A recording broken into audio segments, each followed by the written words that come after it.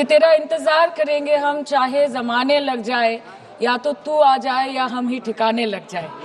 तो सर, ये शेर मुझे अच्छे दिन की याद दिलाता है, वो दिन के जिसका वादा था, इस सरकार के नेकी का जो इरादा था, जो इरादे 2014 में काफी बुलंद थे, पर 2024 के आते आते इनके नीतियों में कुछ थोड़े बहुत घमंड थे, जिस घमंड के चलते पूर्व में नोटबंदी और लॉकडाउन जैसी घटनाएं घटी और जिसके वजह से 700 से ऊपर किसानों की मौत हुई, और जिसके चलते मणिपुर पर प्रेसिडेंट्स रूल तो लागू किया गया, लेकिन बस यही बोलना था कि 22 महीने लग गए और कई लोगों की जानें चली गई।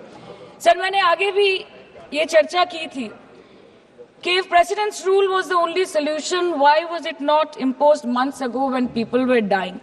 जब हजारों की तादाद में लोग बेघर हो रहे थे, चारों तरफ आग जल रही थी, जब महिलाओं को विवस्त्र करके रास्ते पर घसीटा जा रहा था, जब सिर्फ भारत नहीं बल्कि पूरे विश्व मणिपुर की चर्चा और निंदा दोनों कर रही थी, तब आप कहाँ थे? Sir, this delay in imposing president's rule proves that the BJP leadership neither had the will nor the competence to handle the Manipur crisis, and the administration watched quietly as ethnic tensions spiraled out of control. Sir, मैं ज्यादा detail में नहीं जाऊंगी क्योंकि हमने चर्चा पहले भी की है, और आज लगभग 2:15 को हम मणिपुर पे आलोचना कर रहे हैं। इतना इंपॉर्टेंस अगर पहले दिया होता तो शायद इसकी नौबत ही नहीं आती। So this is what I think.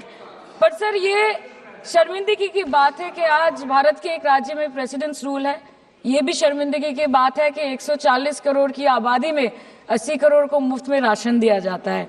आज सर, लाखों नौजवान हैं जो बेकार बैठे हैं। 1 से 2% ऐसे लोग हैं जो सिर्फ टैक्स पेएबल के क्राइटेरिया में आते हैं, और बीजेपी है जो सब चंगासी का कुर्ता पजामा पहन के घूमते रहते हैं।